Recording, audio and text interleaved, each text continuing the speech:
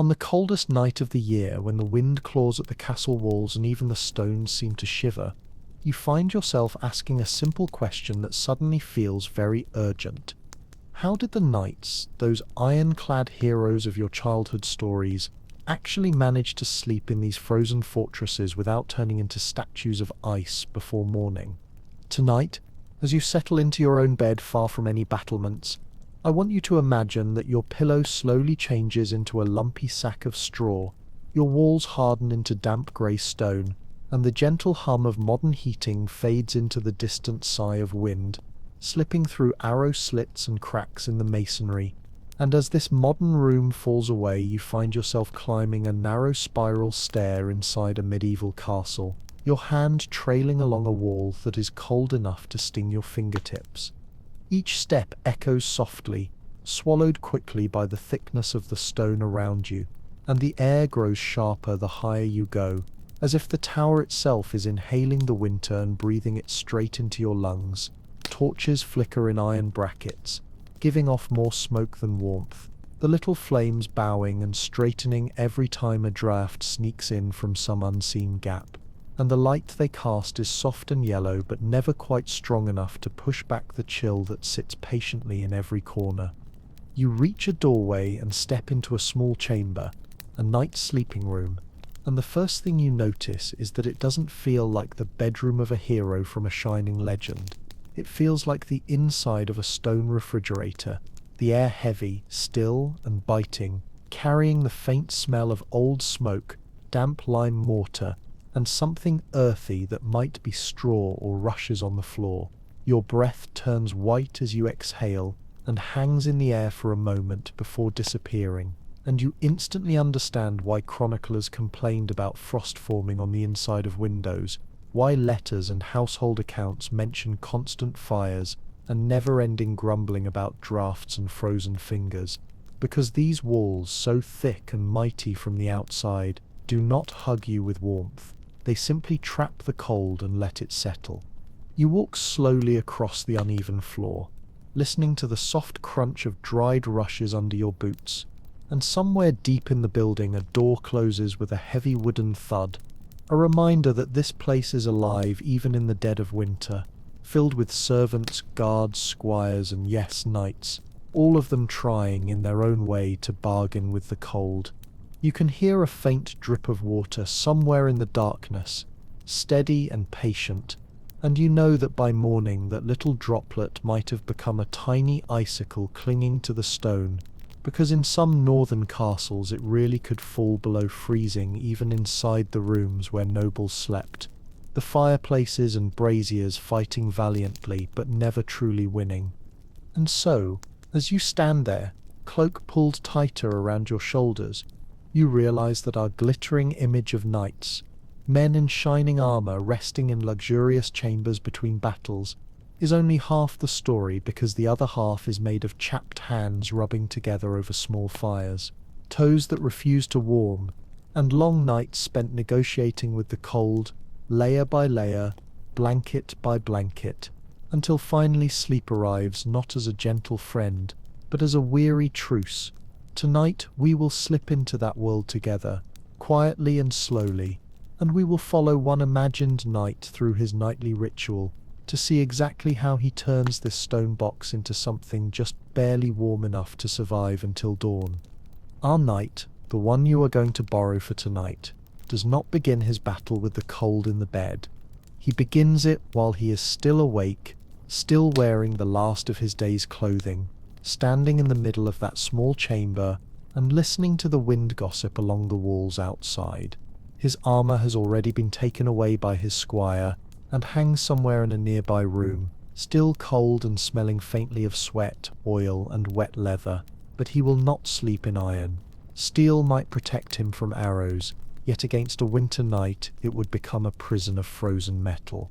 So instead he stands in his linen shift and woolen garments, rubbing his hands slowly, watching his own breath cloud the air, thinking not about glory or tournaments or battle plans, but about whether tonight will be merely uncomfortable or truly brutal. You can feel the linen of his undertunic against your imagined skin, a simple, pale layer worn close to the body, smooth compared to everything else he owns, designed to catch sweat and dirt so that the outer garments can last longer between washings, because laundry here is not a daily convenience, it is hard labor.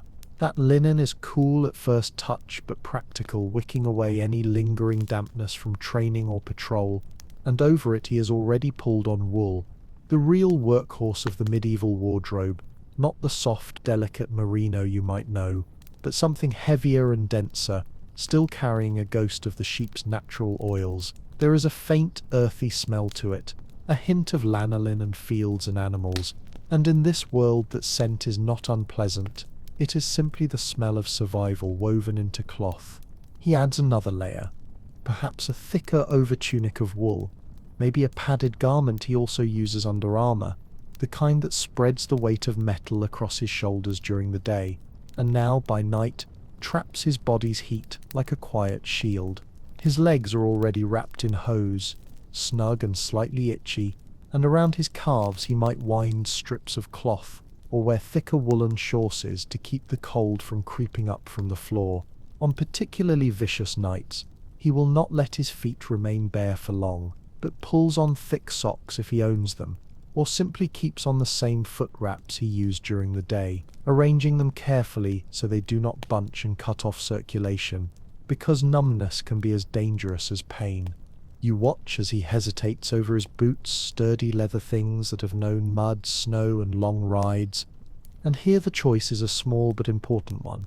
Some nights he loosens them and leaves them nearby, ready in case of alarm. Other nights he takes them off entirely, letting his feet breathe and trusting that the layers of bedding will be enough, knowing that too tight a boot can turn warm blood into sluggish ice. It is a small decision, but in this chamber such small decisions add up to comfort or misery. The wind outside gives a low, hollow moan, slipping through narrow arrow slits and down the seams where stone meets wood, and the torch in the bracket by the door bends its flame toward you for a moment, before straightening again, as if bowing to the invisible gust. The knight glances at it, not expecting warmth from it, only light, and moves to the low wooden bed that waits against the wall. It is not high and grand like the carved beds of later centuries, but a sturdy frame, perhaps with ropes or planks supporting a mattress filled with straw. As he presses his hand down, you hear the faint crackle and rustle of dry stalks shifting inside their coarse linen or hemp cover, and a sharp, clean smell rises, barn-like, dusty but strangely comforting in its own way, because it reminds you that even in this stone shell, something once green and growing lies beneath you. He does not lie down yet. Instead, he reaches for the cloak he wore earlier in the day, a heavy woolen garment that has sheltered him from rain and snow, and folds it once, then again, placing it across the foot of the bed where it will serve as an extra cover when the small hours turn truly bitter. Maybe he adds a second cloak if he has one, or a padded gambeson no longer needed under his mail for the night, because here anything that can trap air, anything that can slow the escape of warmth, is pressed into service. The line between clothing and bedding is soft and flexible. A cloak can be a blanket can become a shawl, and a padded jack can be both armor and quilt depending on the hour. For a moment he pauses and looks around the room, assessing it the way a soldier assesses a battlefield. There is a small fireplace set into the wall, its embers now a dull red glow rather than hungry flame, and you can feel, even from where you stand in imagination, how the warmth fades quickly once you move away from that patch of firelit air. Early castles sometimes had only central hearths in great halls, smoky and inefficient, but by his time this private chamber has its own fireplace, a sign of status, and yet even here the heat mostly slips up the chimney and into the night, leaving only a narrow island of comfort. If he wishes, he can kneel close to it, hands outstretched, letting his face grow hot while his back remains cold, a strange sensation that anyone who has ever sat too near a campfire will recognize. On some nights, a small brazier, an iron bowl of glowing coals might be placed nearer the bed, its dim orange heart giving off a pocket of warmth, and a faint smoky scent that clings to the fabric of the bedclothes. But it is risky. always risky, because coals consume air and careless use can turn sleep into suffocation. If there is one in the chamber tonight, it stands on a low stand away from the curtains, watched carefully earlier by servants, and now left to burn itself slowly down, while the night weighs the trade between comfort and danger. The room is quiet except for the muted sounds of the castle beyond. A guard's cough somewhere in the corridor, the distant clank of a chain being lifted at a gate, the soft skitter of a mouse or rat in the rushes, itself on a nightly quest for a warmer hiding place. The knight listens, not anxiously, but out of habit, his mind trained to separate ordinary noises from the sounds that mean trouble. When he is satisfied that all is routine, he finally turns fully to the bed and begins to prepare the last layer of his defense. On the mattress lies a jumble of blankets and perhaps a fur or two, sheepskins, maybe a deerskin from a recent hunt, or if his lord is wealthy, a heavier pelt of bear or wolf, thick and weighty. He picks them up one by one, giving a small shake to loosen the folds, tugging them into place with the absent-minded care of someone who has done this thousands of times before. He spreads the lowest blanket as evenly as he can, mindful that wrinkles will press into his skin later and feel sharper than they deserve to, in the chill of the night. Then layers another over it, then the fur on top, each one forming a barrier between his body and the air that will spend the whole night trying to steal his warmth. You can almost feel yourself doing it alongside him, tugging the corners, smoothing the fabric, creating a little nest in the middle of this austere, echoing chamber. There might be a linen sheet near the top, smoother and cooler to the touch, laid there so that whatever brushes directly against his skin is easier to wash than the heavy wool beneath. That sheet is a small luxury, but an important one. It is the layer most often laundered, the one that keeps the blankets from becoming unbearably grimy over time, and its pale surface catches what little light the fire still gives, making the bed look almost inviting in this otherwise harsh room. Now the moment comes when the day finally lets go. The knight sits down on the edge of the bed, feeling the straw shift and sigh under his weight, the cold of the mattress seeping slowly through wool and linen, until his own warmth begins to push it back.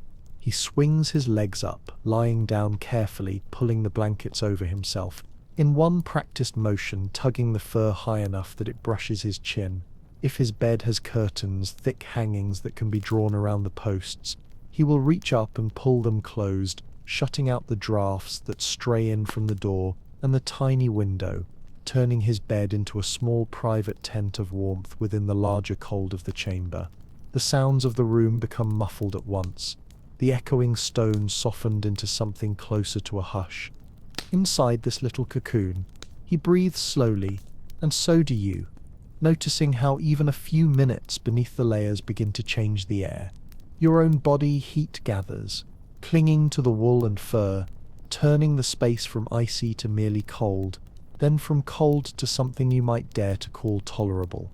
His nose and cheeks may still sting, the tip of his ear might ache when it brushes the pillow, but compared to the courtyard outside, compared to the guards on the wall wrapped in cloaks with the wind biting at their faces, this is comfort, this is privilege.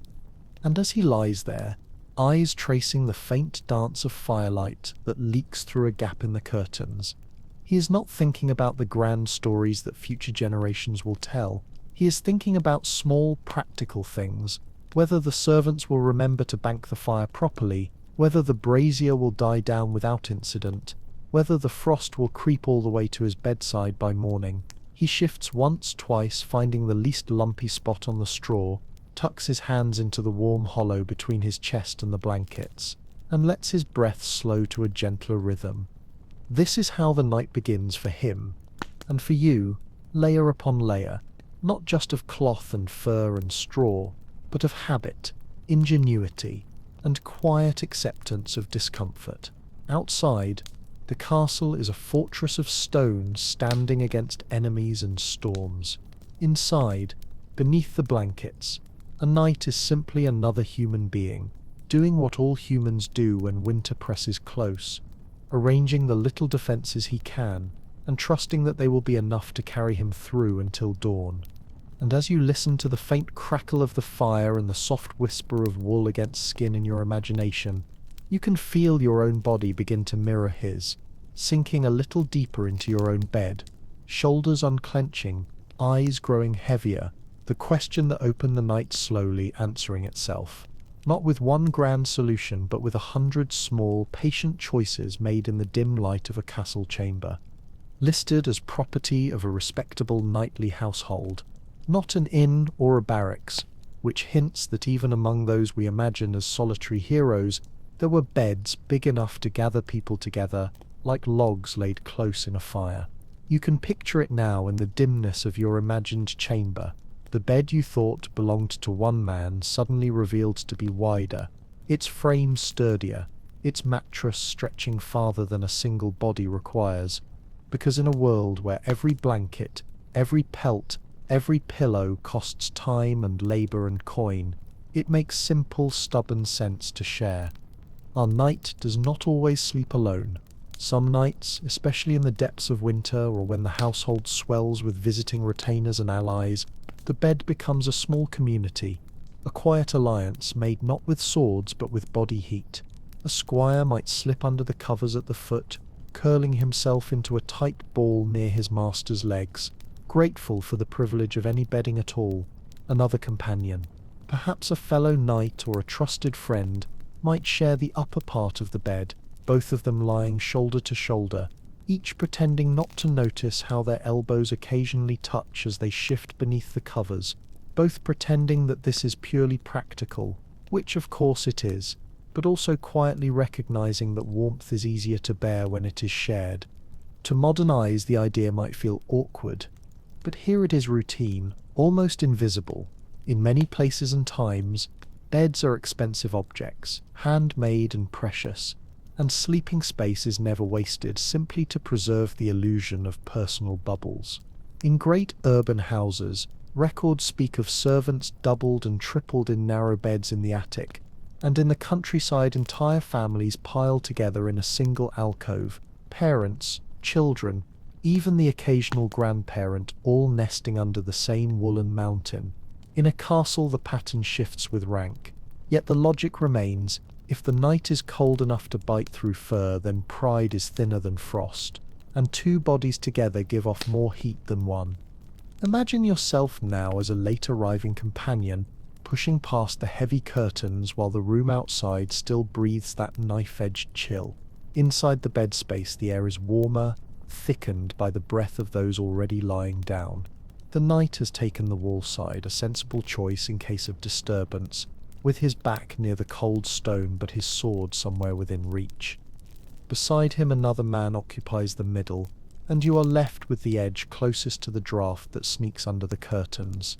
They shift a little to make space, the mattress sighing as the straw inside rearranges to accommodate one more shape, and you coax the blanket and fur back over yourself, feeling the lingering heat that their bodies have already stored. It is not luxurious. There is a sharp elbow to negotiate, and someone's foot presses against your ankle, but the shared warmth spreads quickly, turning the cramped space into something that, if you close your eyes, is almost comfortable. There is a particular stillness that comes over a shared bed once everyone has settled, a quiet that is not quite silence. You hear breathing, slow and uneven, the occasional murmur as someone hovers between waking and sleep, the soft creak of wood when a shoulder digs deeper into the mattress. Outside the curtains, the castle carries on with its own sounds. Boots on stone, a whispered exchange between guards, the distant clang of a bucket in the kitchen court. But in here, those noises are smoothed by fabric and distance until they become a kind of distant lullaby, reminding you that you are not alone, that others are awake on your behalf. You might think of knights as fierce, solitary figures, but in these cramped shared nights they are simply part of a chain of bodies and breaths, each one lending a little strength to the next. A squire at the foot of the bed might wake before dawn simply because his toes grow numb, and he will shift quietly, careful not to disturb his master, tucking his hands around his feet and blowing warm air into his fingers. The middle sleeper might roll onto his side, back against his companion, creating a little shared pocket of warmth that neither will mention in the morning, and the night, half awake and half dreaming, might register these movements only as small ripples in the mattress, comforting in their familiarity. Some chroniclers hint at the way such arrangements knit people together. A squire who has shared his lord's bed on long winter campaigns, rising at every creak of harness or clatter of hooves, will not easily forget that closeness, that nightly duty of being both blanket and alarm. Companions who have huddled under the same pelt through a snowstorm are bound not only by oath and battle, but by memories of shivering laughter when a gust sneaked under the covers or when a shared joke broke the misery at midnight.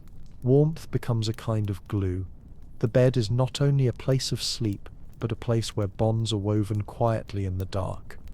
Of course, not all sharing is equal.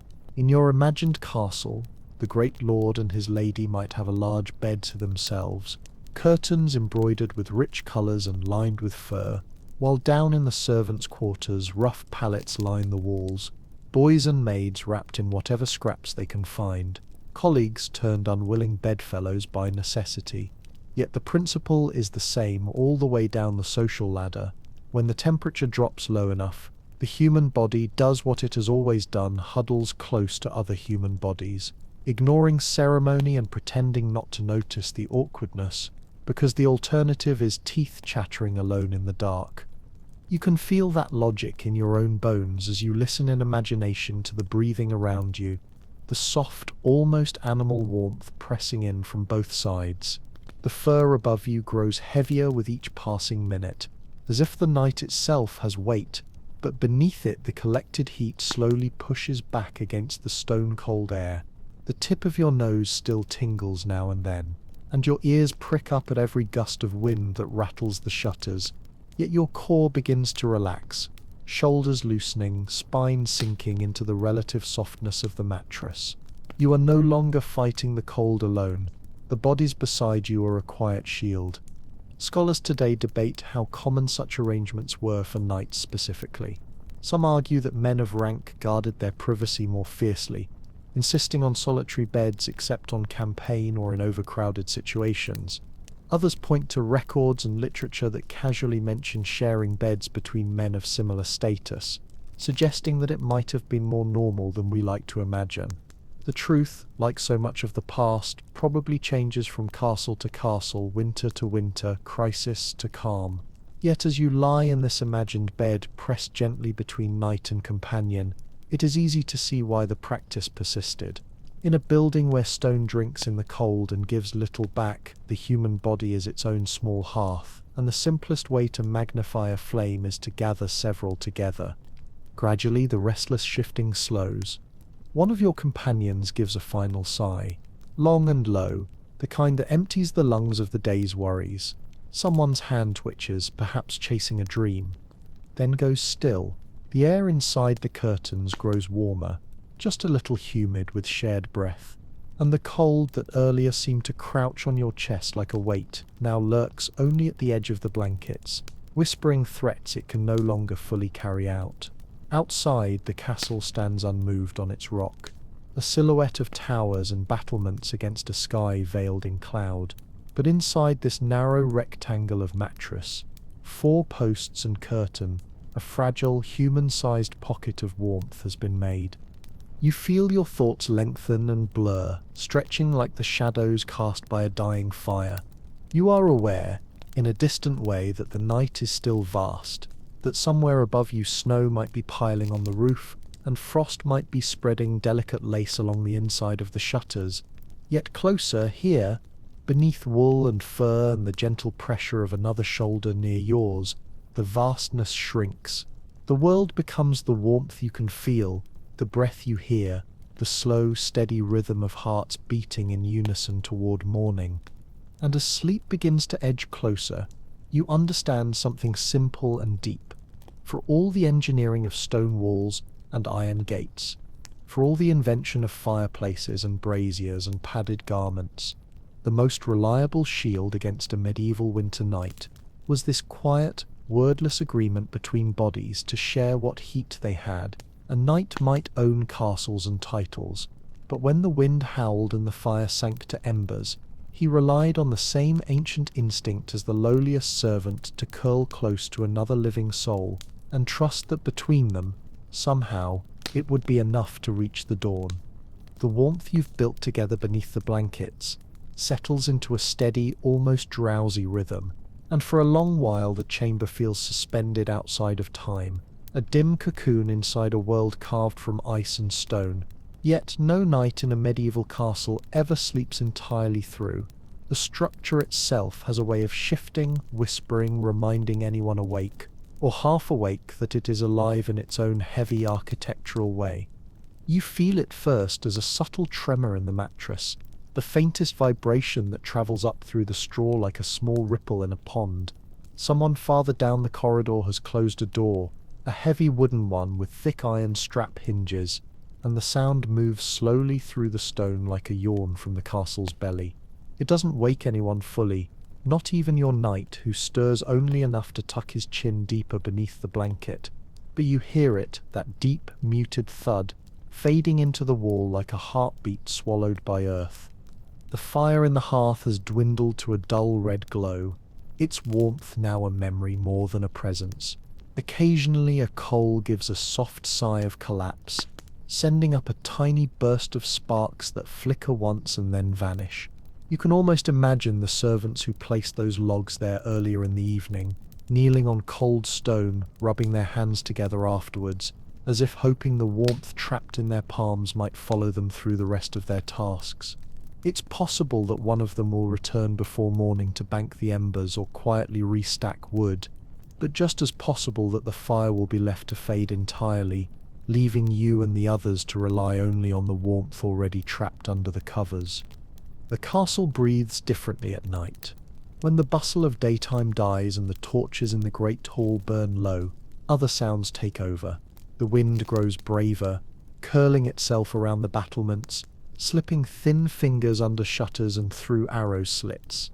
Sometimes it whistles, a thin high note that echoes softly in the passageways. Sometimes it moans deep and slow, as if mourning something lost to the centuries. Sometimes it scratches against wooden frames like claws tracing old scars. Your bedfellow on the left shifts slightly, rolling onto his side with a rustle of wool, his back brushing yours for just a moment before he settles again. The knight on your right remains motionless, the practiced stillness of a man who has learned to conserve energy in cold climates and on campaign. But even he is not immune. One of his hands twitches under the covers, curling instinctively toward warmth like a leaf drawn to sunlight. Beyond the curtains, the air is cold, colder even than when you first lay down, because the night has deepened and the castle has given up the last heat it held from the day. The temperature inside a medieval stone tower could drop steadily until the walls themselves seem to exhale cold. There are records of frost forming inside bedchambers, delicate crystals tracing patterns along wooden beams, condensation freezing on the underside of shutters so that the morning sun had to thaw the window before it could be opened. In such a place, even breathing changes things. Your warm breath rises toward the fabric overhead, softening the darkness with a little cloud of heat that lingers just long enough to make the small world inside the curtains feel inhabited, alive. And then, quietly, the sounds of the night shift again. Somewhere below, a guard walks his round, his boots tapping softly on stone. He pauses, maybe to listen, maybe to adjust his cloak, and for a moment the sound is still. Then the boots move on, their rhythm swallowed by the swirling wind outside. A latch rattles faintly down the hallway, possibly from someone checking that a door is secure. A dog barks once in the courtyard, sharp and sudden, then falls silent as if embarrassed by the noise. It is in these hours, when the castle is neither fully awake nor entirely asleep, that the cold tests its fiercest patience.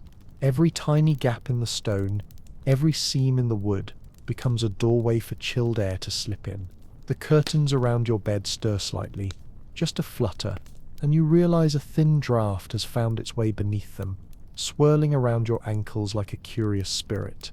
The man beside you shifts again, pulling the blanket tighter, and you follow his instinct, tugging the fur closer around your shoulders, feeling its weight settle across your chest like a reassuring hand. Sometimes these drafts were blamed for illness. Medieval physicians believed that unwholesome winds carried fevers and chills, so curtains weren't just physical barriers but protections against unseen dangers. Mothers warned children not to sleep directly under windows, and nobles insisted that their bed hangings be drawn even when the fire burned warm. Under the covers, you feel the practicality of that belief. A barrier of fabric, however thin, can transform the temperature by surprising degrees. Your thoughts drift, as thoughts do when half asleep, wandering between the present and the imagined memories of the people who once lived nights like this. You picture a knight returning from a winter patrol, snow clinging to his cloak, his face raw from wind, sighing deeply as he sinks into bed beside comrades. You picture a squire creeping under the blankets at the foot of the mattress, grateful for warmth even if it comes with the strong scent of wool and the occasional accidental kick from above. You picture a lady in a separate chamber, drawing her velvet-lined curtains tight, her breath turning to mist, as she whispers a short prayer for a quiet night. And you picture servants huddled together in the attic, sharing one thin blanket among 3 or 4, their bodies curled tight, their breaths weaving little clouds in the darkness. Bedrooms of every rank were anchored to the same reality. Stone grows cold, wind finds every weakness, and warmth is something you build slowly and protect fiercely. The minutes stretch and melt. Your mind floats in that soft region between dreaming and waking, where thoughts lose their edges and become long, wandering paths. Your body is warm beneath the layers, your breathing slow, your heart quiet. The cold outside the covers still exists, patient and vast, but here in this narrow nest of wool, fur, and shared human presence, it cannot reach you fully. It is the small hours now, the deep core of the night, when even the castle seems unsure whether time is moving at all. And as you lie there, wrapped in layers and warmth and the steady company of others, you begin to understand something that knights knew intimately. Survival in winter is not a single battle, but a slow, persistent peace, negotiated hour by hour, breath by breath, until finally, somewhere far away on the horizon, the faintest suggestion of dawn begins to stir. And then, almost without warning, and yet exactly as it has done for centuries, the night begins to loosen its grip. It doesn't happen quickly. In a medieval castle, dawn arrives like a hesitant guest, testing each doorway before stepping fully inside, crawling first across the highest battlements, then sliding down the towers, then finally seeping through the cracks and crevices of the keep where you lie half awake, half dreaming, held between warmth and cold, between sleep and the slow return of day. You don't see the light at first. You feel it. A faint thinning of the darkness, a softness behind your eyelids, a change in the weight of the air.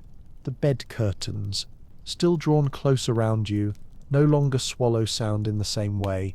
Instead they seem to glow the tiniest bit, a muted grey where they were once pitch black. The chamber beyond them is still freezing, still quiet, still waiting, but the night has taken a half step back, and in that small retreat your body senses the world shifting. The knight beside you stirs before he fully wakes. His breathing changes, deepens, then catches on the edge of a sigh. The kind of sigh that comes when muscles remember stiffness before the brain does. His hand slides across the blankets, instinctively checking where the cold has crept in during the small hours. Then he pulls the fur closer, tucking it under his chin, buying a few more moments of shelter before the duties of daylight. Call him away from this fragile cocoon. At the foot of the bed, the squire curls tighter, nudging his cold toes against someone else's warmth, his dreams still tangled with the heavy pull of exhaustion. He has slept lightly, as squires often do, alert to sounds that might wake his master. But in these early moments even he allows himself a fragment of comfort. Soon enough he will rise to rekindle the fire, fetch water, and prepare clothing. But for now he hides in the last pocket of warmth that the night has left him. Beyond the curtains, the rest of the chamber is still locked in winter. Frost, which formed delicately in the quietest hours, now clings to the shutters like a thin lace of ice. The stone walls are colder than ever, their surfaces numb and pale. The embers in the fireplace have dimmed to faint red crumbs, barely breathing, the ashes grey and soft like sifted flour. You can smell the faint tang of cold soot, sharp and dry, mingling with the earthy scent of wool and fur inside your bed and tent. Somewhere far off in the castle, a bell sounds, not loud, not insistent, but steady and familiar, calling the first watch change or marking the hour for the castle servants. Its echo moves through the passages, down the stairwells along the great hall, climbing finally up into your chamber in a softened, rounded whisper. It nudges you gently upward in your half-sleep, reminding you that time has moved even if the night felt endless. The curtains around your bed hold the warmth like cupped hands, but even inside them you can feel the subtle shift. The temperature dips for a moment as someone turns, then rises again when bodies nestle closer. This gentle tide of warmth is fragile, balancing constantly against the chill outside. With dawn near, you sense that balance tipping. Soon you will have to open the curtains and let the cold rush in, undoing in an instant the careful, patient heat your little group has built through the night. Before that moment comes, you lie still and breathe deeply. Your breath mixes with the breath of the night and the squire, forming a small cloud of warmth that momentarily fogs the air inside the canopy. There is a quietness here that feels almost sacred, a stillness that comes only at dawn when night has not fully retreated, and day has not fully claimed its reign. In medieval accounts, this moment was often noted as the coldest of all. Just before sunrise, temperatures dipped sharply. Frost hardened, breath hung thicker. Chroniclers wrote of men waking to find their blankets rimmed with ice, their hair stiff, their joints aching from the cold. Even nobles in thick beds sometimes rose with their fingers numb and their breath stiffening the curtain fabric. And for a knight whose day would soon be filled with drills, patrols, or travel, this moment was often the true test, not the battles or the marches or the armor. This was the battlefield he faced every single winter morning. He shifts again, rolling onto his back, and you can almost sense the decision forming in him even before he makes it. The moment is coming, the breaking of the night's temporary truce. You hear a soft exhale, then the faint rasp of wool as he reaches upward and undoes the first tie of the curtains. A thin blade of cold air slices in immediately, sharp enough to sting your cheeks. The squire grumbles in his sleep. Someone shifts their feet. The knight pauses, gathering his resolve, then pushes the curtain aside. Cold floods the bed. Not violently, not cruelly, but with certainty. It fills the warm hollow you've all made and settles onto your skin like a reminder. The castle has reclaimed its air. And yet, light comes with it. Grey at first, then softer, then tinged faintly with the pale gold of a sun struggling behind snow-heavy clouds. The chamber is revealed slowly, like a painting washing itself into clarity. You see the stone walls, rough and cold and ancient. The frost on the shutters glitters faintly. The fire pit glows with the tired memory of heat. The rushes on the floor look pale and brittle, and your bed, your shared refuge, sits heavy with blankets rumpled by the night's long battle. The knight swings his legs out from under the covers. A shiver rolls visibly up his spine. He sits on the edge of the bed, shoulders squared not in glory but in endurance, preparing his mind for the cold waiting outside his layers. He is a warrior, yes, a fighter, a rider, a man accustomed to battlefields. But here, in the pale new light of a winter dawn, he is simply human, and the first enemy he must face is the cold that greets him long before he ever reaches the training yard. And as you rise slowly from the warmth you built through the night, blankets slipping from your shoulders, breath turning white once more, you realize that this morning ritual, this victory of standing up in the cold, is the quiet, ordinary triumph that every knight lived through far more often than any clash of swords. And this, more than anything, shows you how knights truly slept in castles during the coldest nights. Not with glamour, nor luxury, nor magical medieval comfort, but with layers, with fire, with furs, with shared warmth, with endurance, with stubbornness, with ritual, and with the silent hope that dawn would not be colder than the night before. The knight sits there for a long moment at the edge of the bed, shoulders hunched, arms wrapped briefly around himself, as the cold of the chamber settles over him like a second cloak made of ice. His breath rises in slow, pale clouds, each exhale hanging in the air longer than the last. Around him the world is still dim, still patient, still cold enough that the stone beneath his bare feet feels like metal dipped in winter. Before doing anything else, he simply exists in that moment, half awake, half frozen, quietly gathering the will to move. Rising on a winter morning in a medieval castle wasn't a simple act of getting up. It was a small ritual, a practiced negotiation between human skin and unyielding cold. Your knight knows every step of this ritual, because he's lived through it countless times. He reaches first for the nearest blanket, dragging it around his shoulders like a hooded mantle, cocooning himself once more before trying to stand. Even knights who scoffed at luxury didn't fear appearing a little foolish when wrapped in wool at dawn. Pride waited its turn until the blood returned to the fingertips. The squire, sensing movement in that half-dreaming way that comes from sharing body heat through the night, stirs beneath the blankets. His voice emerges as a muffled groan, something between a question and a protest. He doesn't open his eyes yet. Young squires were expected to rise early, but even discipline struggled against the icy bite of dawn. After a few seconds, he sits up shakily, rubbing at his face with cold hands, then reaches for the knight's boots and cloak with stiff, dutiful movements. The curtains, now half opened, reveal the rest of the chamber in its bleak morning state. Frost clings to the inside of the shutters like crystal vines. The basin on the small table has a thin film of ice across its surface, fracture lines spreading like delicate design. Even the rushes on the floor seem brittle, pale, and hushed. The only sound breaking the stillness is the quiet clicking of the squire's teeth as he tries unsuccessfully to stop shivering.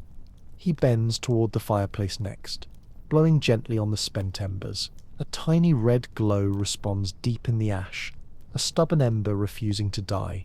The squire leans closer, cupping his hands around it, coaxing it like a small wounded creature. With a soft whoosh, a new flame stirs to life. The warmth is faint, feeble, but it is a promise that the day will not begin entirely frozen. The knight, watching this from the bed, feels relief and guilt in equal measure. He remembers being that boy once, cold, exhausted, striving to impress a master, hands numb while tending fire and armor in the dawn. Every night carries the memory of those mornings, and it shapes how he treats his own attendants now. He pulls the blanket tighter around his shoulders and stands up fully. His muscles protest at once, tightening with the shock of cold air hitting his skin. He steps toward the fire, feeling the pain of returning warmth stab through his toes like tiny needles. The first rays of proper morning light push past the frost on the shutters, illuminating the chamber in muted gold. The knight lifts the wooden latch and cracks the window just enough to let in a breath of fresh, sharp air. The sky outside is a pale winter blue, and the sound of the courtyard begins to filter inward. Low voices, a horse snorting, the rhythmic chop of wood being split for the kitchen fires. The castle is waking in layers, from the lowest servants to the highest nobility, every person rising into cold, so profound it shapes every action of the first hour. He closes the window, relatches it, and turns back to the room. The squire is already kneeling, holding out the first piece of clothing, the linen under-tunic, still cold from the night, but soon to be warmed by the body that wears it. The knight shrugs into it, wincing briefly. Then comes the woolen one, heavier and more welcoming. Then hose are pulled up his legs, stiff at first but softening as they warm. Belt, tunic, cloak, boots, layer by layer he rebuilds the defenses he dismantled hours ago. It seps almost a mirror of the night seps routine in reverse, but this time instead of descending into rest, he ascends into duty. A medieval morning was not gentle, nor slow, nor forgiving. The cold was a force that demanded resilience. Sleep had been a fragile truce, and now the day required a new kind of strength. The knight moves toward the basin and breaks the ice at its surface with a fingertip, watching the frozen film crack and sink like a shattered mirror. The water beneath is brutally cold. He splashes it onto his face, inhaling sharply as the shock ripples through him. This too is part of the ritual, not only to clean but to fully wake the body, to remind the mind that the world is real and waiting. A knock comes at the door. Soft, polite, hesitant, the signal of a servant bearing either breakfast or orders. The squire opens it, letting in a gust of even colder hallway air. A young servant stands there, cheeks rosy from the morning chill, holding a wooden tray with a small loaf of bread, coarse cheese, and a cup of warm ale barely steaming. The warmth is meagre compared to modern comforts, but in a stone castle before dawn it feels like luxury. The knight thanks him quietly, takes a piece of bread, and looks for a moment at the glow of the revived fire. It is stronger now, crackling softly, spreading warmth in a half circle that reaches toward his boots. The room is no longer hostile, simply cold, simply winter, simply morning. You realize as you watch him that this is how every day in a medieval castle began, not with grandeur, not with ceremony, but with a routine built from endurance. Sleeping was an act of survival, waking was an act of will. Yet the knight rises into his day not with dread but with practiced acceptance, the kind that can only come from living many winters inside walls that protect as much as they chill. And as he finishes dressing, fastening his cloak and stepping toward the door, you feel the chamber grow dimmer again, not from the hour but from absence. The warmth that once filled the curtained bed is already fading back into the fabric, returning to cold, returning to silence, waiting for night to come again, so that the same ancient ritual can unfold once more. He steps out into the corridor. The door closes behind him with a soft wooden thud, and the room exhales, alone again, stone again, until the next winter night asks its quiet questions. When the knight steps out and leaves the chamber behind, the room does not simply fall silent, it sinks back into its natural state, a cold and ancient stillness that feels older than any human who has ever walked these floors. You stand for a moment in the lingering warmth left beneath the curved canopy of the bed curtains, and then even that warmth begins to unravel, fading like a sigh into the air. What remains is the castle itself, settling into the rhythm it has followed for centuries. Stone does not sleep the way people do, but it waits, and it listens, and it remembers the cold. The walls, thick as a man is tall, absorb both silence and frost. During the night they behave like enormous slabs of winter, leaking chill into every corner.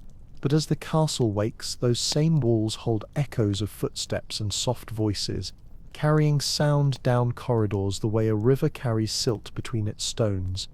You can feel it now as you stand alone.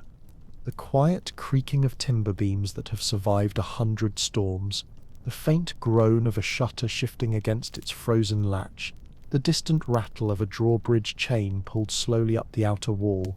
These small sounds give the building a pulse, steady and unhurried.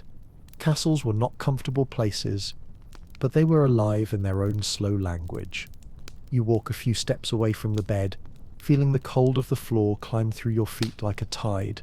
The rushes crackle under your weight, releasing little bursts of dried herb scent, lavender, maybe rosemary, maybe sweet woodruff, remnants of what servants sprinkled last night to mask the smell of damp stone.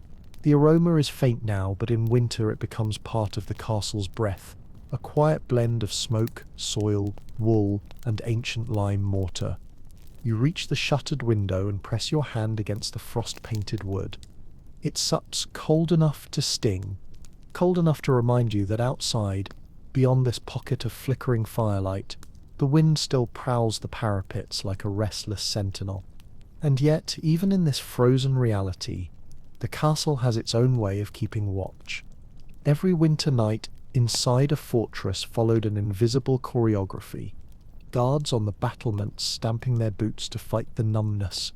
Servants padding softly through back corridors to tend fires, check doors, or warm beds for lords. Kitchen workers stirring coal so the morning hearth would spark easily. Stable hands murmuring to restless horses, rubbing their muzzles to keep them calm in the icy dark. Monks or chaplains in small castle chapels whispering early prayers before dawn. Each part of the castle, human or stone, had its role in surviving the winter night. You imagine now the guards high above you, wrapped in heavy cloaks, their breath turning into clouds. They lean into the wind as if wrestling with an invisible foe. Their torches flare wildly, casting brief halos of gold onto the snow below before being swallowed again by the howling dark. Every few minutes, one of them lifts a horn or calls softly across the ramparts, not just to signal safety, but to assure each other they haven't frozen silently on their feet. Far below, in the great hall, a few servants sleep on benches near the dying embers of the communal fire. The hall holds heat better than private chambers. Its immense hearth might burn continuously through the night, fed with split logs from the castle woods. But even there, the warmth never reaches the high ceilings, and a faint mist of breath hovers over the sleepers, rising and disappearing in the darkness.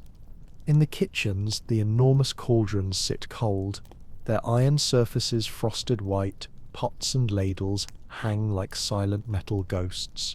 A single small lamp burns in a corner, left by the cook to guide early risers. The air is rich with yesterday's smoke and old stew, a reminder that warmth will come again soon, but not yet. Farther still, in the stables, a cluster of horses stands together, their bodies steaming softly. They shift their weight, snort, nudge one another with gentle wisdom born from surviving many winters. A stable boy sleeps curled in a pile of straw near their hooves, seeking the living heat of animals far warmer than stone walls. And above, in towers and private rooms, nobles stir behind their curtains just as your knight did, while their attendants brace themselves to face the cold hallways. The castle is quiet but full, slumbering but not still. Every crack in the stone, every timber beam, every breath of wind is part of its nightly rhythm. You step back toward the center of the room. The bedclothes lie tangled where bodies recently shared warmth. The knight's cloak draped over a chair shows a thin dusting of frost on its fold. The basin's icy surface catches the faint morning light like glass, and as you look at these small details, you realize something that medieval people understood well.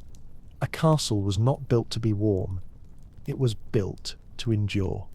And its people learned to endure with it. The cold was a constant adversary, a presence more reliable than any invading army. But life continued inside these walls, quietly, cleverly, stubbornly, because human beings adapt. They share beds, they layer wool, they burn fires, they gossip, they argue, they laugh, they pray, they whisper goodnight blessings, and in all of that they create pockets of warmth that push back against a world carved from winter. In your chamber now, the last traces of body heat fade, leaving the air sharp once more, yet you can almost feel the ghosts of hundreds of winters layered into the stone beneath your hands. Stories of men and women who fought these same cold mornings long before you imagined them. The castle is awake. It does not hurry. It simply breathes. And in a little while, when evening comes again and the servants return to their tasks, another night will gather across these towers, and the same ancient ritual will begin again, fire lit, blankets shaken, curtains drawn, bodies huddled. But for now the cold stands still, caught between night and day, waiting for the castle's people to fully rise. And you stand with it, in this quiet, frozen chamber, listening to a world that survives winter not with ease, but with quiet, enduring wisdom passed down through generations.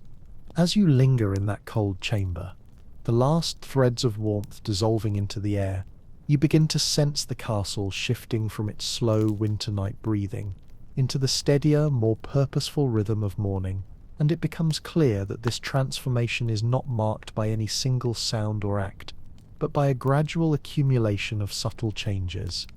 The thicker footsteps of servants carrying buckets along stone corridors, the muted clatter of iron in the distant kitchens, the rough scrape of brooms pushing rushes into piles, and above all the faint rising hum of human voices warming the silence the way embers warm cold ash.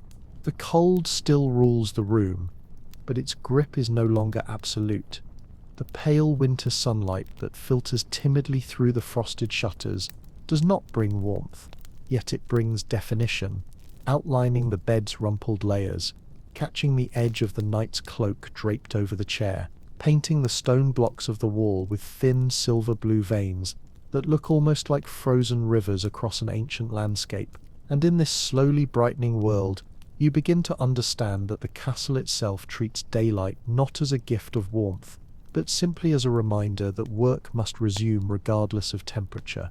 A servant enters quietly, pushing the heavy door open with a respectful care that tries not to disturb the cold, but the cold slips around him anyway as if welcoming a companion of equal stubbornness, and he moves across the room with the practiced familiarity of someone who has performed this routine hundreds of times.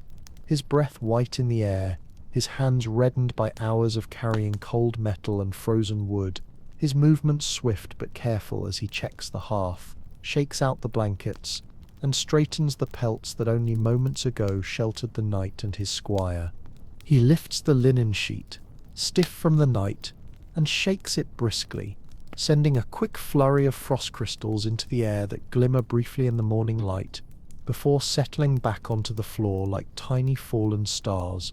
And though his hands tremble slightly from the cold, he works with quiet dedication, because in a castle, every task, no matter how small, fits into the machinery of survival. Outside the chamber door, the daily life of the fortress accelerates.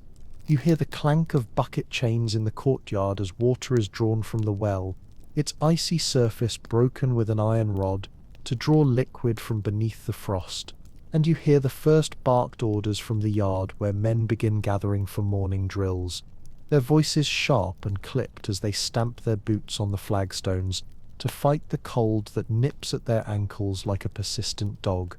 Somewhere deeper in the structure, a baker slams the oven door shut, the dull thump carrying through the walls, and kitchen maids blow into their hands before beginning the long task of chopping vegetables and stirring stew, their knives knocking rhythmically against wooden boards in a cadence that is both comforting and relentless. The chapel bell rings again, this time with more confidence, as the chaplain calls the household to morning prayer, and the sound climbs through stairwells and galleries like a gentle thread, binding everyone in the castle with the reminder that another day has begun, and that life, even wrapped in frost, must be lived with purpose.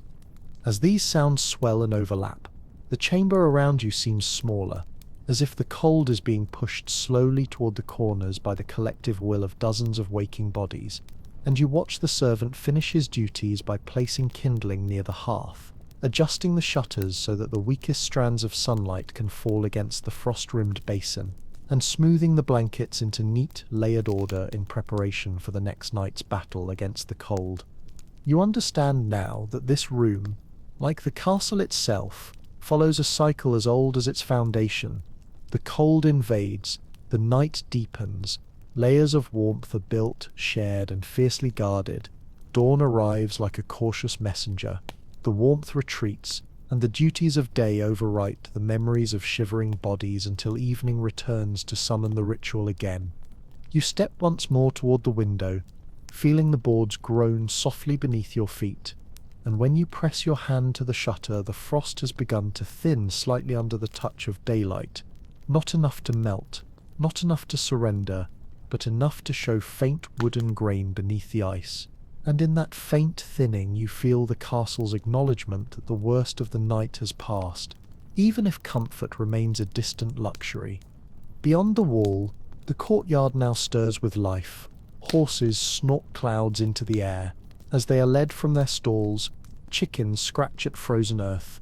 A dog shakes snow from its coat in a violent spray. Stable hands laugh wearily as they rub their hands together to coax sensation into their fingers, and guards begin their change of post, shoulders hunched against the bite of the wind, but voices firm, ready to face the long cold hours ahead. Every figure you imagine, knight, squire, servant, guard, carries the same quiet resilience, the same acceptance that warmth is temporary, that comfort is made rather than given, that survival in a medieval winter is a communal effort woven from countless tiny acts performed by countless cold hands. And as you listen to the steady heartbeat of the castle awakening fully into the day, you realize that the night's story is not complete without the day's determination that follows it.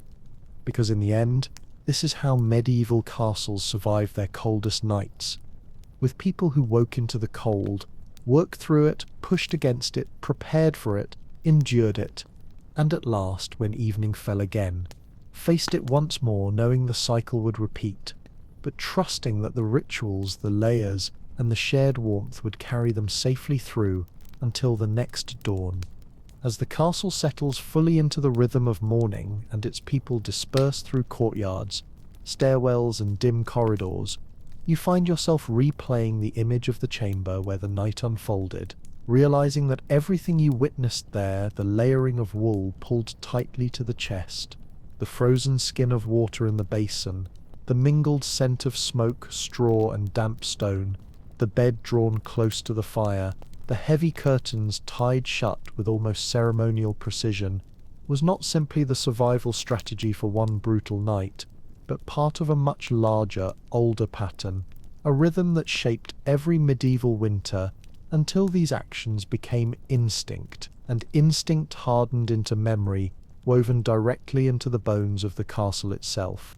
The chamber holds this memory in its silence. The thick stones have absorbed centuries of breath, of heartbeat, of rustling blankets, of fires being coaxed into life and fading back into embers.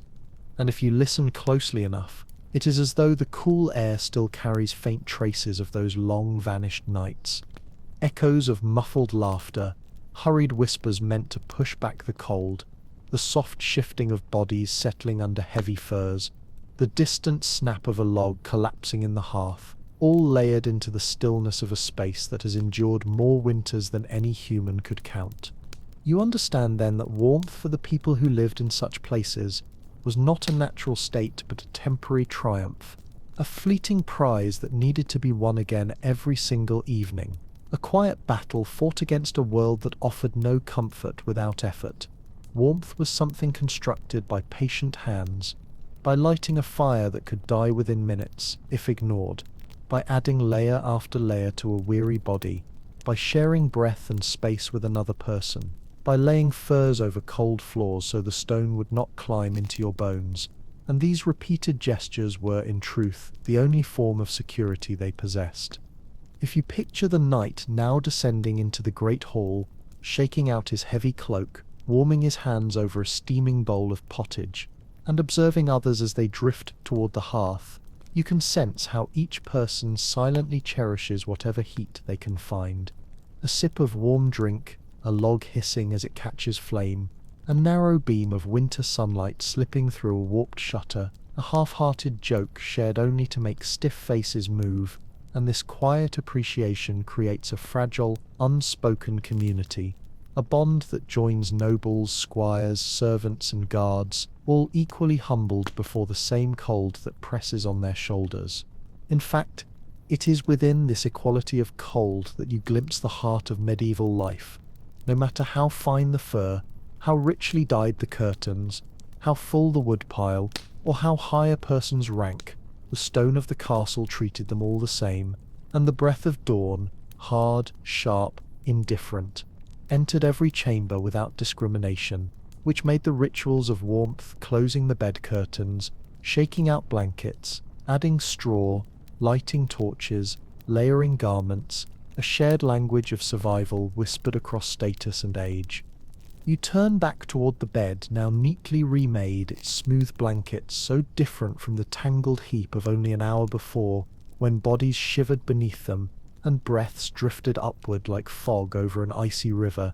And in this restored order you sense the day-old warmth as a faint vibration, the simplest proof that someone lay here battling the cold, and that, for a while at least, the person won. In the hush of this moment, still punctuated by the morning sounds of the living castle, the rhythmic hammer of a carpenter in the yard, a horse shaking frost from its coat, the muffled slam of a heavy door, a quick burst of laughter from a passing servant, you finally understand that the castle was not designed for comfort but for endurance, that its inhabitants did not struggle only against human enemies, but against seasons that showed no mercy, and that their true strength lay not merely in weapon or title, but in their patient ability to transform each night into a small, persistent story of survival. And as the light strengthens, settling across the stone and filling the chamber with a cold but determined glow, you grasp the real answer to the question: how did knights sleep in medieval castles during the coldest nights? Not easily, not luxuriously, and not with the seamless comfort known to people today, but with a blend of ingenuity, routine, stubborn willpower, instinctive cooperation, and above all with that collective memory of warmth, hard-earned, fiercely protected, always temporary, that taught them every night that cold could be fought, mitigated, delayed, but never ignored. When you finally step toward the doorway of the chamber, leaving behind the neatly remade bed and the faint, dissolving memory of warmth that hovered above it like a thin ghost of the night, you begin to understand that what truly allowed medieval people, knights especially, to endure the coldest nights was not merely the layering of wool, or the glow of fire, or the heavy curtains pulled around their beds, but a far deeper, quieter force woven through every stone corridor and every whisper traded in the dimness, the resilience of human companionship, a kind of shared endurance that turned even the coldest fortress into a living organism, pulsing with communal warmth. As you move into the hallway, the cold rises like a wave, slipping under your clothing and brushing deliberately against your skin, yet this time it feels different, less hostile, because it is accompanied by the low hum of morning voices waking the world. A maid hurries past balancing a basket of frozen linens, her breath clouding behind her like a thin white veil. Two guards exchange a brief nod as they walk shoulder to shoulder toward their shift on the battlements. A sleepy stable boy, wrapped in a patched cloak far too big for him, shuffles past carrying a bucket that sloshes with water, recently thawed near the kitchen hearth. And all these simple movements remind you that even in the heart of winter, life continues because people carry it forward through sheer stubborn cooperation. You descend a narrow stone stairwell, your hand gliding along the cold, worn groove that countless fingers have traced over centuries, and you notice how even the air within these walls holds the imprint of human presence. The faint smell of wool warmed earlier by bodies pressed together in sleep, the lingering smoke drifting lazily from torches, the soft echo of distant footsteps travelling like slow ripples along the stone. And it is in these small, almost invisible signs that the castle reveals the truth, that architecture alone never kept its inhabitants alive. Rather, it was the constant exchange of effort, warmth, and care between the people inside it. Entering the great hall, you feel the first true surge of warmth since leaving the bedchamber, because the hearth here, enormous and ancient, was deliberately kept alive through the night by servants who fought sleep just as fiercely as they fought the cold, and now its flames climb upward with renewed vigour, filling the room with a shifting orange glow that softens the edges of banners hanging limp from the rafters, and brings a tired but grateful light into the eyes of those gathered nearby. Your knight stands among them, no longer wrapped tight in blankets, no longer shivering beneath layers of linen and wool, but upright and alert, though the pale skin around his nose and cheeks betrays the chill of the morning he has just endured. He accepts a wooden cup of warm ale from a servant, and as he lifts it to his lips, you can sense the slow comfort spreading through him, not merely from the heat of the drink, but from the presence of others who have survived the same long night. all sharing the same fragile victory over the cold. There is a particular quality to the air in a hall like this at dawn, a combination of warmth, relief, exhaustion, and unspoken camaraderie that medieval chroniclers never fully captured in their accounts, because it was not something that belonged to grand events or heroic deeds, but to the quiet, repetitive labor of ordinary lives intertwined. Servants feeding fires, squires preparing boots, cooks stirring pots, guards stamping their feet against the cold, and knights bending their stiff fingers around steaming cups, all participating in a cycle that allowed the fortress to weather winter just as a ship weathers storms. You watch as the knight exchanges a few words with another man, perhaps a companion who shared his bed on particularly bitter nights, perhaps a brother-in-arms who knows exactly what it feels like to step out of a warm cocoon into a world carved from frost. And there is something deeply human in the way their shoulders ease, the way their expressions soften with a familiarity that needs no explanation. Warmth, you realize, was never just physical, it was woven into gestures, conversations, routines, moments of shared breath, and the knowledge that no one faced the cold alone. And as you observe them, you begin to see how the memory of warmth from the night, however fleeting it might have been, carried its own kind of quiet meaning. It reminded every person in the castle that hardship was survivable, that the dawn always came, that even the smallest acts of care could become a bulwark against the freezing dark, and that within these austere stone walls, humanity persisted, tender and stubborn and brilliantly resilient. The cold still waits outside.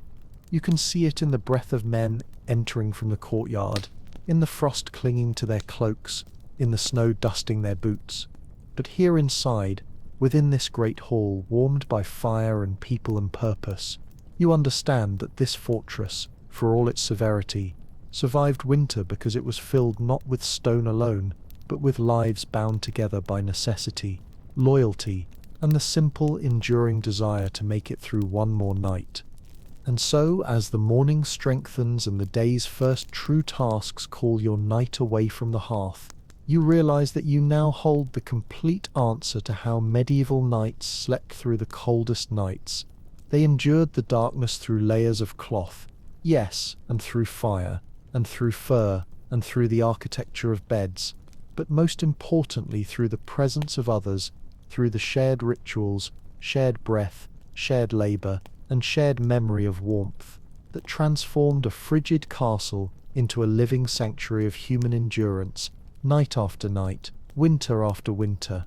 As you linger at the boundary between the great hall and the icy corridors beyond, watching the knight adjust his cloak and the servants hurry past with fresh logs for the beleaguered hearth, an understanding settles over you, slow, steady, inevitable, like the way dawn itself seeps through the cracks of a medieval castle. The true secret of surviving the coldest nights had very little to do with any one blanket, fire, fur, or architectural trick, and far more to do with something deeply human, something so ordinary that it often disappears behind the grand stories of battles and banners, yet was powerful enough to carry entire households through the harshest winters.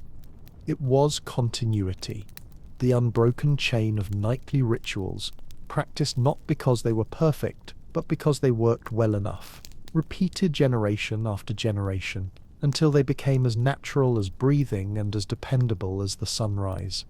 You feel this continuity as you wander once more through the castle in your imagination, the echo of countless boots hitting the same stone steps in the same early hour, the chorus of servants exchanging sleepy greetings in the same cold corridors, the whisper of hands tying bed curtains in the same practiced pattern, the scrape of iron pokers stirring embers in the same deep hearths that have burned since the first winter these walls ever knew. Everything here has been done before, thousands of times, by people who understood that routine was not the enemy of survival, but its foundation. Picture the squire now, rubbing warmth into his fingers as he prepares the knight's gear for the day. He moves stiffly, the cold still gripping his body, but he knows precisely which task follows which. Check the boots, lay out the tunic, Warm the metal buckles near the hearth so they do not sting the skin. He does not hurry, yet he never stops, and in this rhythm he finds a strange, unspoken strength. The night, too, senses this stability. The harshness of the morning is softened, not by any comfort, but by the knowledge that he has risen into a pattern older than he is, old enough to be trusted. Even the castle walls participate in this cycle. Every stone, every beam, every frost-bound arrow slit has endured more winters than any living person walking its halls. The cold is not an unexpected enemy. It is an annual visitor whose habits are well known. People respond not with panic but with preparation, knowing that the same steps that worked for their grandparents will work again, because the castle was built for endurance, not ease. As you watch this world unfolding, something else becomes clear. Winter never defeated them because they never faced it passively. They met it each night with a combination of skill, patience, and communal resolve that transformed cold from a threat into a condition of life, something that could be prepared for, negotiated with, and endured. Imagine now the stable hands brushing the snow from a horse's coat, laughing between themselves despite the red sting in their ears. Imagine the kitchen maids breathing warmth into their hands as they kneel in front of the oven, coaxing the first flames of the day into life. Imagine the guards on the wall, stamping the cold out of their boots while exchanging tired but loyal nods with one another. Imagine the noblewoman in her chamber, drawing aside her heavy curtains and whispering a short morning prayer for strength. Imagine the youngest servant placing a hand on a warm kettle, marveling quietly at how much comfort can come from something so small. Each of them participates in the same truth. No one survived alone because warmth was communal even when privacy was valued, because the cold was shared even when beds were not, because the labor of surviving winter belonged to the entire household, from the lord in his highest tower to the scullion asleep near the kitchen embers. And so, when you return in your mind one last time to the knight's chamber, the fire now revived, the bed neatly made, the frost slowly retreating from the shutters, you understand the final answer that unites all the small details you have witnessed. Knights slept through the coldest nights, not because they possessed extraordinary resilience, nor because their castles were ingeniously insulated, but because they lived within a world where every person, every ritual, and every layer of woven fabric worked together to push back against the cold. Survival here was an act of cooperation, an act of continuity, an act of shared human determination. This is why dawn always found them alive. And this, above all else, is why medieval castles, despite their freezing halls and stone-hard winters, were ultimately places not just of endurance but of life, because within their walls people learned, night after night, winter after winter, that warmth is not something granted by the world, but something created, protected, and remembered by those who share it.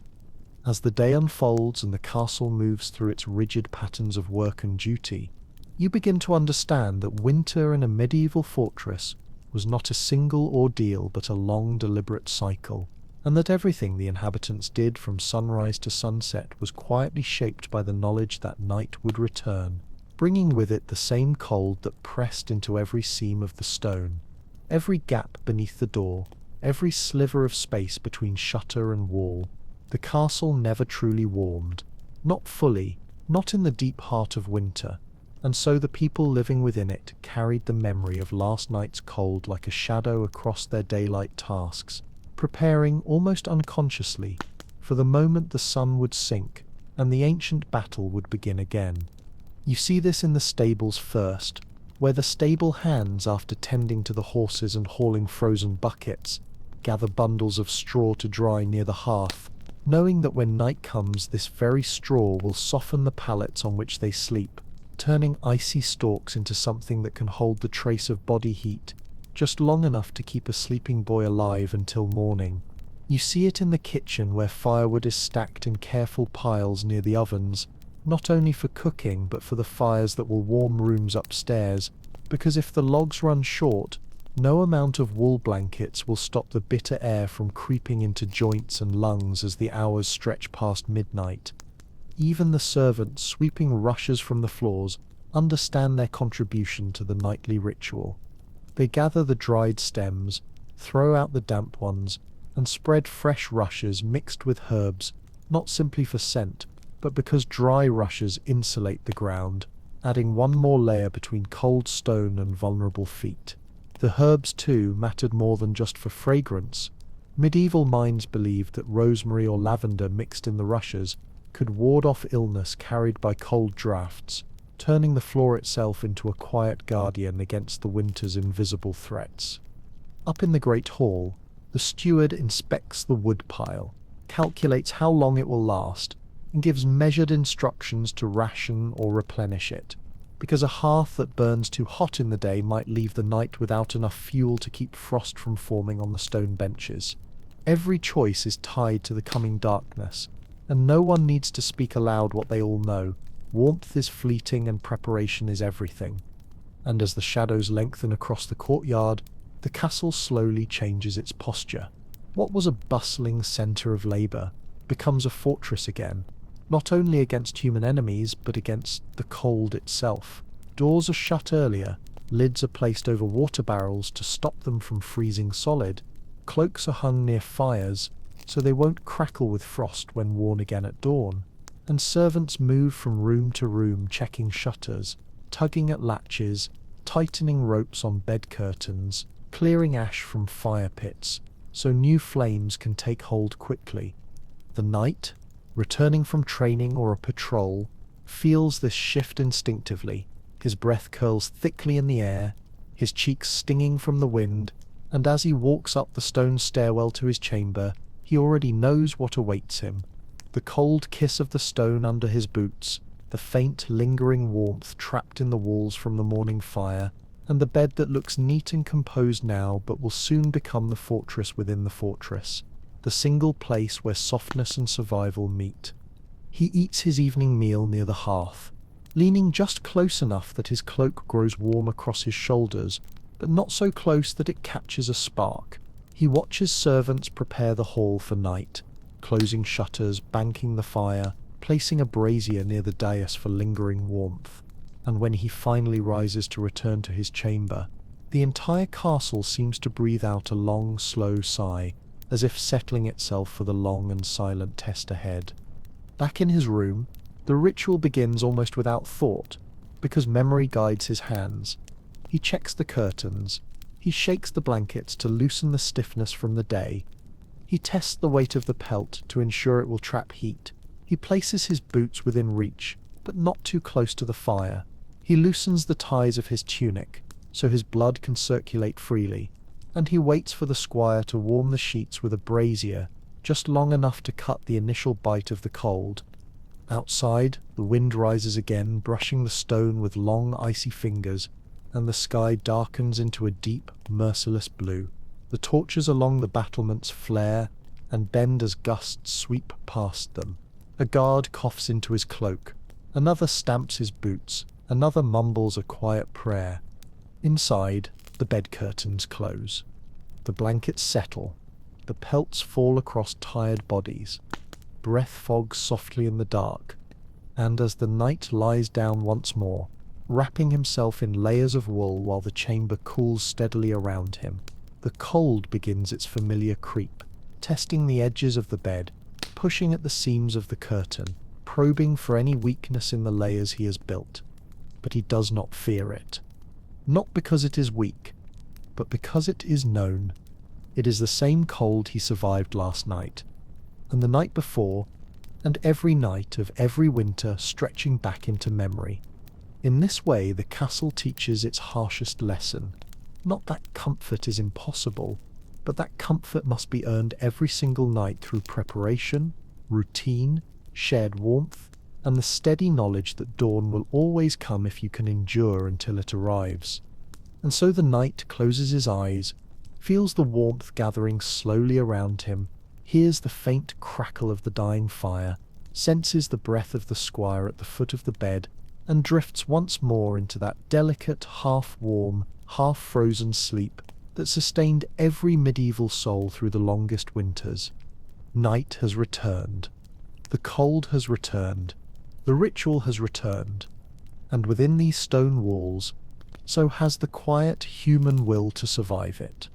And when the long winter night finally loosens its grip, and the first pale shimmer of dawn begins once again to bleed slowly across the stone walls, touching the shutters, the rushes, the hearth, the bed curtains, and the sleeping faces behind them, you understand at last that everything you have witnessed, from the first layering of wool at dusk to the last shared breath before sleep, has woven itself into a single quiet truth that lingers in the cold morning air, that medieval knights did not survive the frozen nights of their castles because of strength or courage alone, nor because they possessed better bedding or warmer fires than the people who served them, but because they lived inside a world where survival was an act of knightly devotion, a ritual repeated with patience and humility, a cycle sustained by the careful hands of many and the stubborn endurance of all. The castle itself seems to breathe with this truth as the light grows, its walls still rimmed with frost, hold in their ancient silence the memories of countless winters endured, memories of nights when the fire burned low and the wind pressed through every crack, memories of bodies curled together under heavy furs like small islands of defiant warmth, memories of servants padding barefoot across frozen floors to stir embers or close shutters, memories of the soft crackle of straw beneath tired limbs and the muffled beating of hearts that refused to yield to the cold. You realize now that these men, who in daylight were figures of iron and discipline, slept not as legends but as humans, wrapped in the same fragile warmth that flickered briefly against the vast indifference of winter, and that the cold which pressed against their walls was the same cold that shaped their routines, their habits, their architecture, and even their understanding of life itself. In a world built of stone, the battle for warmth was the most intimate and most universal struggle of all. And so, as the night rises once more, slowly with stiff fingers and a cloud of breath drifting before him, you see not only a warrior preparing for another day, but a man who has learned to live in rhythm with hardship, a man whose resilience is carved not in feats of strength, but in the quiet acceptance of a cold he cannot escape yet always endures.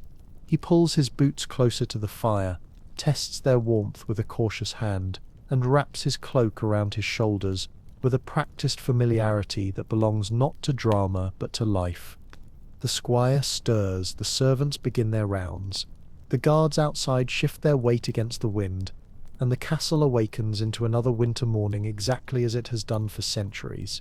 And in this awakening you feel that the true answer to how knights slept in the coldest medieval nights is not found in any single detail, but in the totality of the experience, the layering of wool, the glow of hearths, the weight of pelts, the hush behind bed curtains, the presence of a loyal squire, the muted warmth of shared breath, the ever-returning cycle of cold and preparation and ritual and dawn.